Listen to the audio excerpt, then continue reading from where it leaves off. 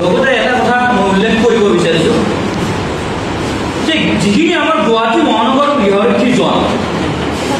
এই গৃহৰক্ষী জোৱানৰ ডেপ্লয়মেণ্ট ছিষ্টেমৰ ক্ষেত্ৰত